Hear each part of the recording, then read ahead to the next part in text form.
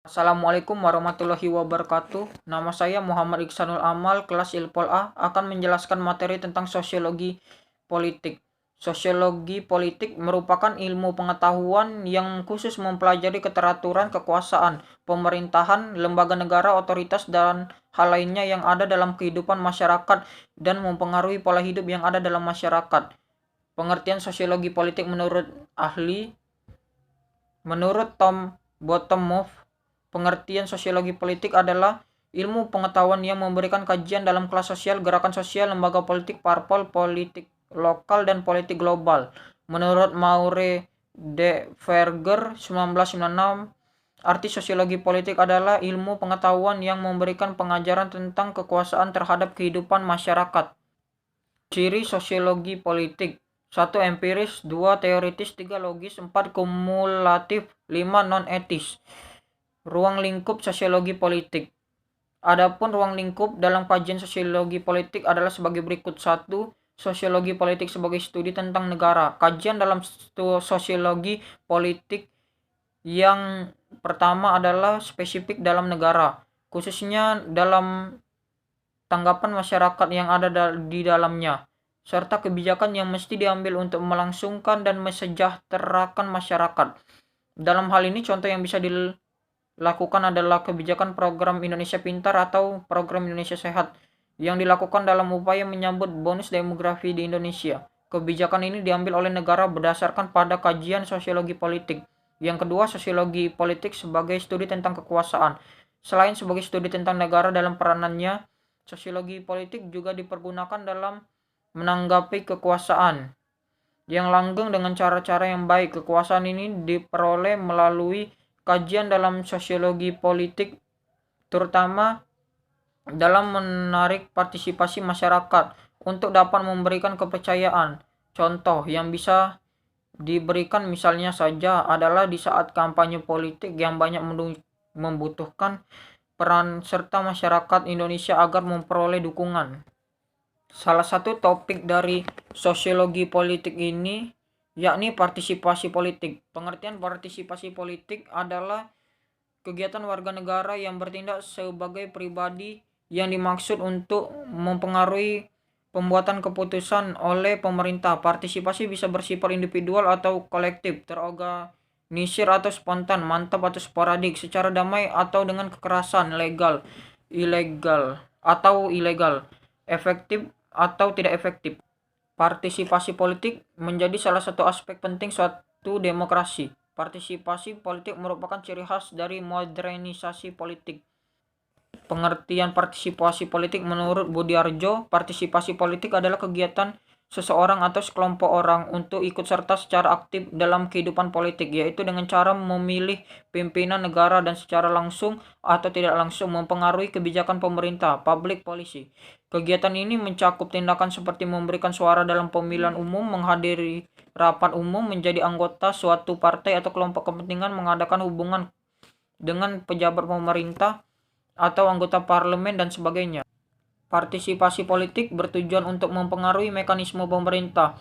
Namun selain itu juga perlu diperjelas bahwa partisipasi politik memiliki kepentingan lain, yaitu sebagai alat kontrol bagi berjalannya suatu sistem. Jenis partisipasi politik. Secara umum, partisipasi politik sebagai kegiatan dibedakan menjadi satu, partisipasi aktif, yaitu partisipasi yang berorientasi pada proses input dan output. 2. Partisipasi pasif, yaitu partisipasi yang berorientasi hanya pada output, dalam arti hanya menaati peraturan pemerintah, menerima dan melaksanakan saja setiap keputusan pemerintah. 3. Golongan putih, golput atau kelompok apatis, karena menganggap sistem politik yang ada menyimpang dari yang dicita-citakan. Bentuk partisipasi politik. Menurut Massoud dan Mark Andrews, partisipasi politik masyarakat secara umum dapat dikategorikan dalam beberapa bentuk sebagai berikut. 1. Electoral activity, yaitu segala bentuk kegiatan yang secara langsung atau tidak langsung berkaitan dengan pemilihan. 2. Lobbying, yaitu tindakan dari seseorang atau sekelompok orang untuk menghubungi pejabat pemerintah atau maupun tokoh politik dengan tujuan untuk mempengaruhinya menyangkut masalah tertentu. 3. Organizational activity, yaitu keterlibatan warga masyarakat ke dalam organisasi sosial dan politik. Apakah ia sebagai pemimpin, aktivis, atau sebagai anggota biasa? 4. Contacting, yaitu partisipasi yang dilakukan oleh masyarakat dengan secara langsung. Pejabat pemerintah atau tokoh politik, baik dilakukan secara individu maupun kelompok orang yang kecil jumlahnya. Biasanya dengan bentuk partisipasi seperti ini akan mendatangkan manfaat bagi orang yang melakukannya. 5. Violence, yaitu dengan cara-cara kekerasan untuk mempengaruhi pemerintah, yaitu dengan cara kekerasan, pengacauan, dan pengerusakan. Hasil analisa Pilkada serentak di Sumatera Selatan tahun 2020, partisipasi politik pada Pilkada Kabupaten Ogan Ilir tahun 2020. Partisipasi politik di negara yang menganut sistem demokrasi merupakan salah satu indikator implementasi dalam penyelenggaraan kekuasaan negara tertinggi yang absah oleh rakyat, kedaulatan rakyat, yang dimanifestasikan dalam keterlibatan mereka dalam pesta demokrasi pemilu. Partisipasi politik juga merupakan aspek penting dalam sebuah tatanan negara demokrasi, sekaligus merupakan ciri khas dari adanya modernisasi politik. Pada Pilkada Kabupaten Ogan Ilir tahun 2020 ini berbeda dari pilkada sebelumnya, dikarenakan adanya pandemi COVID-19 yang juga pelaksanaannya harus berdasarkan protokol kesehatan yang ketat. Pada Pilkada Ogan Ilir ini terdapat 2 pasangan calon, yakni Ilyas Panji Alam yang juga Bupati Petahana berpasangan dengan Endang PU Ishak yang mendapatkan nomor urut 1 yang diusung 5 partai politik, yaitu PDIP, Hanura, Golkar, PBB, Berkarya. Pasangan ini melawan Pancawijaya Akbar yang diusung 8 partai politik, yaitu Perindo, Nasdem, PKB, PKS, PPP, Gerindra, Demokrat, PAN. Tingkat partisipasi pemilih pada Pilkada serentak 2020 pada era pandemi COVID-19 ini, yakni 5 kabupaten di Sumatera Selatan melampaui 80%, melebihi target nasional yakni 77,5%. Dalam hal ini, untuk partisipasi pemilih pada Kabupaten Ogan Ilir di pemilihan kepala daerah ini, partisipasi khususnya di daerah Kabupaten Ogan Ilir yakni 81,28%. Dalam hal ini juga KPU mencatat total daftar pemilih tetap DPT di Kabupaten Ogan Ilir OI yakni 294.729.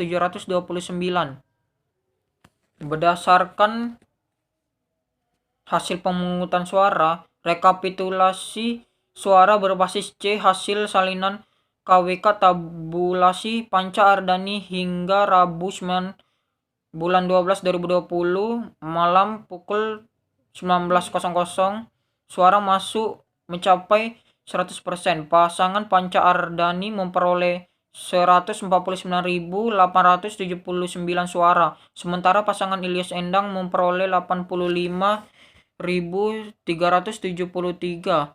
Berdasarkan persentase, maka keunggulan Panca Ardani 64%, sedangkan Ilyas Endang 36%. Faktor-faktor yang mempengaruhi tingginya partisipasi pemilih pada Pilkada serentak 2020 Kabupaten Ogan Ilir ini yakni 1. Penerapan protokol kesehatan pada pemilihan berlangsung di seluruh tahapan meyakinkan pemilih untuk tidak khawatir untuk datang ke TPS.